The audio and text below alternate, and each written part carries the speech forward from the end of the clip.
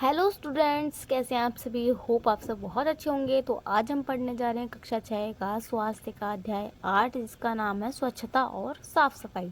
तो इस अध्याय के अंदर हम ये जानने का प्रयास करेंगे कि हमें खुद की यानी कि अपनी पर्सनल हाइजीन रखना क्यों ज़रूरी है, खुद की साफ़ सफाई रखना क्यों ज़रूरी है, उसके साथ साथ अपने आसपास पड़ोस की साफ़ सफाई रखना क्यों ज़रूरी है, और अगर हम खुद की और अपने आसपास की साफ़ सफाई रखते हैं तो उसके क्या फ़ायदे हो सकते हैं, और अगर हम साफ़ सफाई नहीं रखते हैं तो उसके क्या नुकसान या क्या क्या बीमारियों का सामना हमें करना पड़ सकता है। इन सभी चीज़ों पर हम अध्याय के अंदर चर्चा करेंगे। शुरू कर लेते हैं पाठ को बिना किसी देरी के। सबसे पहले हेडिंग है हमारी अपेक्षित स्वास्थ्य व्यवहार, यानी कि हमारे स्वास्थ्य व्यवहार में क्या क्या चीज़ें शामिल होनी चाहिए, यानी हमारे अंदर क्या क्या अच्छे मैनर्स, अच्छे व्यवहार, अच्छे गुण होने चाहिए ताकि हम साफ और स्वच्छ रहें।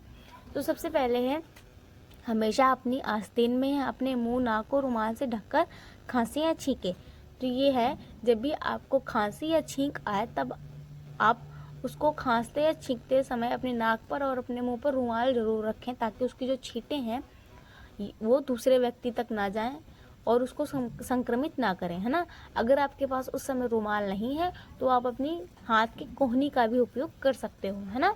ठीक है, आगे है खाने का सामान रखने या खाना खाने से पहले और टॉयलेट जाने के बाद अपने हाथों को अच्छी तरीके से धोना। ये सभी चीज़ें आप बचपन से ही पढ़ते आए हैं। जब भी आप खाना खाने जा रहे होते हैं तब आपको अपने हाथ अच्छी तरीके से धोने होते हैं, और जब आप खाना खा लेते हैं उसके बाद भी आपको अपने हाथों को अच्छी तरीके से धोना चाहिए। शौच जाने के बाद और कोई भी खाने पीने की चीज़ को हाथ लगाने से पहले आपको अपने हाथों को अच्छी तरीके से धोना चाहिए। क्यों? ताकि हमारे हाथों पर जो बैक्टीरिया, वायरस या जो भी जीवाणु होते हैं वो उस खाने की चीज़ पे ना लग जाए, और वो खाने की चीज़ जब हमारे शरीर के अंदर जाएगी तो उससे हमारे शरीर के अंदर जाएंगे वो कीटाणु और हमें ही बीमार करेंगे, है ना। इसलिए हमें अपने हाथों को अच्छी तरीके से धो लेना चाहिए। उसके बाद हम ये बातें सीखेंगे, यानी कि इस पूरे अध्याय के अंदर हम क्या क्या चीज़ें सीखेंगे। सीखें कि स्वच्छता और साफ सफाई क्या होती है, सीखें कि स्वच्छता और अच्छी साफ सफाई क्यों ज़रूरी है, बीमारियों से बचने के लिए स्वच्छता और अच्छी साफ सफाई के बारे में सीखें, जैसे अपने हाथ धोना, कूड़े को सही ढंग से फेंकना और खाने के सामान को सही ढंग से रखना। अच्छी स्वच्छता और साफ सफाई के तरीकों का अभ्यास करें। तो हमें अच्छी साफ सफाई हम कैसे रख सकते हैं, इन सभी चीज़ों के बारे में और बाकी चीज़ें जो मैंने आपको बताई इन सभी के बारे में हम इस अध्याय के अंदर जानेंगे। ठीक है, तो शुरू कर लेते हैं नंबर 1 से, जो कि स्वच्छता और साफ सफाई क्या है। तो देखो, हेडिंग लगाई इन्होंने स्वच्छता, वे चीज़ें जो आप अपने आप को और अपने आस पड़ोस को साफ सुथरा रखने के लिए करते हैं ताकि आपका स्वास्थ्य अच्छा रहे। ये सभी चीज़ें क्या कहलाती हैं? स्वच्छता। यानी कि वो सभी क्रियाकलाप, वो सभी चीज़ें, एक्टिविटी जो आप खुद को और अपने आसपास को साफ रखने के लिए कर रहे हो, वो सभी स्वच्छता है।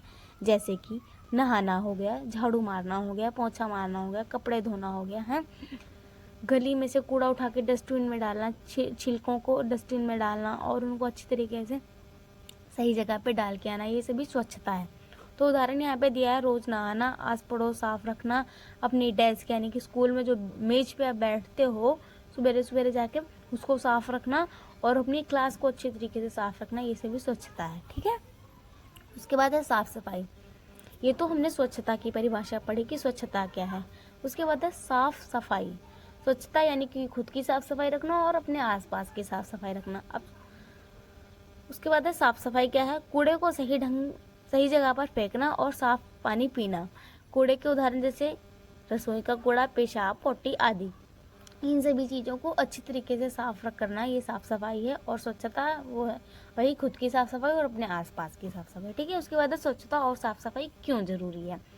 ठीक है, स्वच्छता और साफ सफाई रखने से हम अपने आप को और अपने आसपास को साफ रख सकते हैं। जैसे अगर हम साफ सफाई रखते हैं तो अपना हमारा आस पड़ोस और हम खुद भी साफ सुथरा महसूस और अच्छा महसूस करेंगे, है ना। यदि हम स्वच्छता और साफ सफाई नहीं रखेंगे तो हमें संक्रामक बीमारियां हो सकती हैं। संक्रामक बीमारियों के उदाहरण हैं मलेरिया, टाइफाइड, दस्त, डेंगू, हैजा, इन्फ्लुएंजा और टीबी। इन बीमारियों से हम बहुत बीमार हो सकते हैं और मर भी सकते हैं। तो ये है कारण मुख्य कि हमें अपने आसपास की और खुद की साफ सफाई क्यों रखनी चाहिए। अगर हम साफ सफाई रखते हैं तो हम इन सभी बीमारियों से बच सकते हैं, अगर नहीं रखते हैं तो हमें मलेरिया, टाइफाइड, दस्त, डेंगू, हैजा, इन्फ्लुएंजा यानी कि जो जुकाम होता है वो, और टीबी यानी कि ट्यूबरक्लोसिस जैसी बीमारियां हमें हो सकती हैं। ठीक है, इन सब बीमारियों के बारे में हमने पीछे थोड़ा बहुत डिस्कस किया है। अगर आगे अगले वाले चैप्टर्स में इनके बारे में डिटेल में आएगा तो वो भी मैं आपको अच्छे से समझाऊंगी। ठीक है, अभी आप इनके सिर्फ नाम याद कर। इसके बाद है संक्रामक बीमारियां, यानी कि ऐसी बीमारियां जो एक व्यक्ति से दूसरे व्यक्ति में फैल सकती हैं।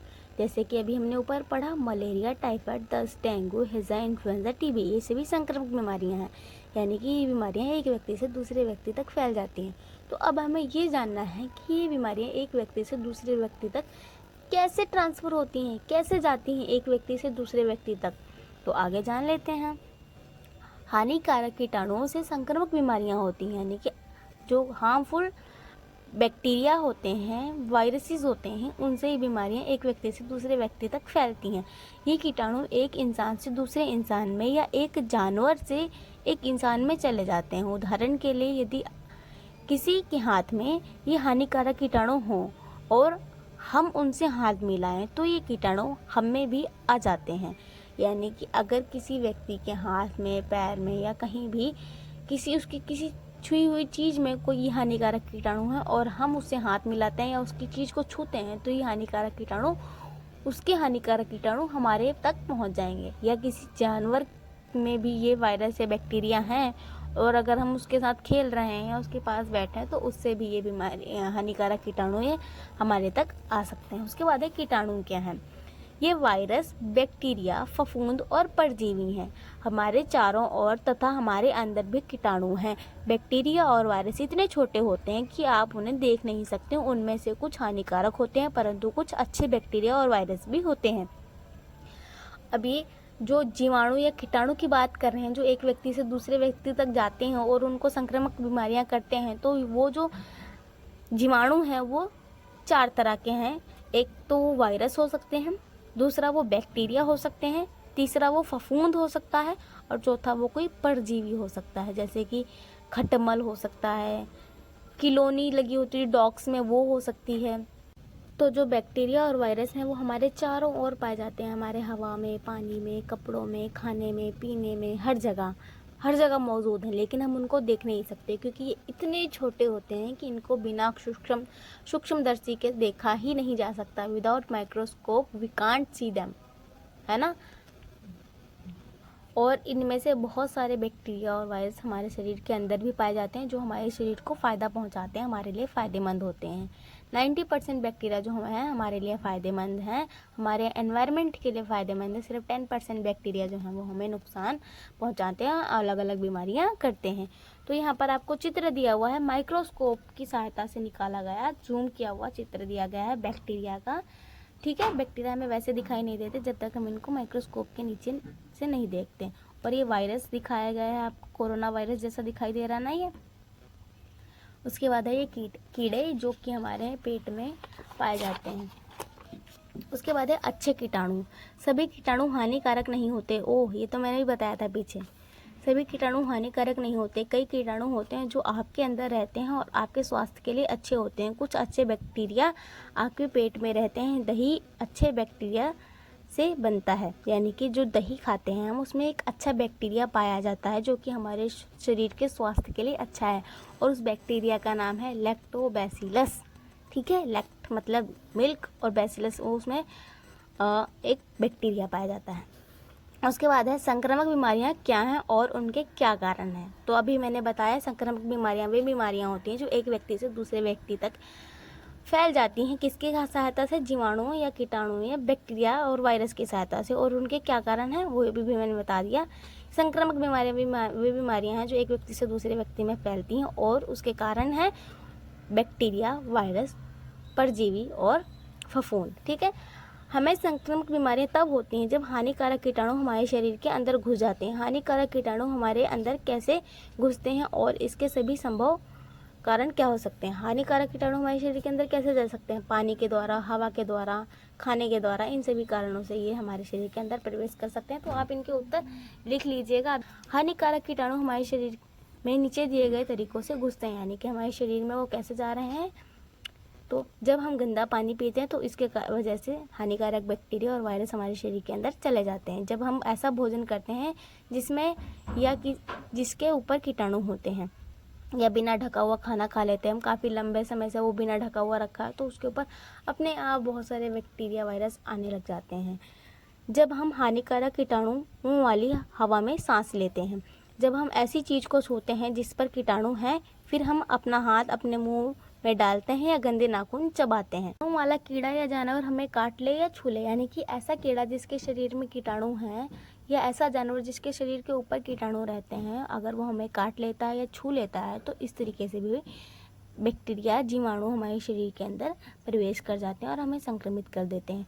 तो ये सभी मुख्य कारण हो गए जिससे जीवाणु या बैक्टीरिया हमारे शरीर में प्रवेश करते हैं, गंदे पानी के द्वारा, गंदी हवा के द्वारा, दूषित हवा के द्वारा और दूषित भोजन के द्वारा, किसी कीड़े के द्वारा, किसी जानवर के द्वारा और या किसी संक्रमित वस्तु को छूने से। तो ये सभी मुख्य कारण हो गए। तो अगली वीडियो में करेंगे। आज के लिए इतना ही, मिलते हैं नेक्स्ट वीडियो में। Thank you so much, bye bye.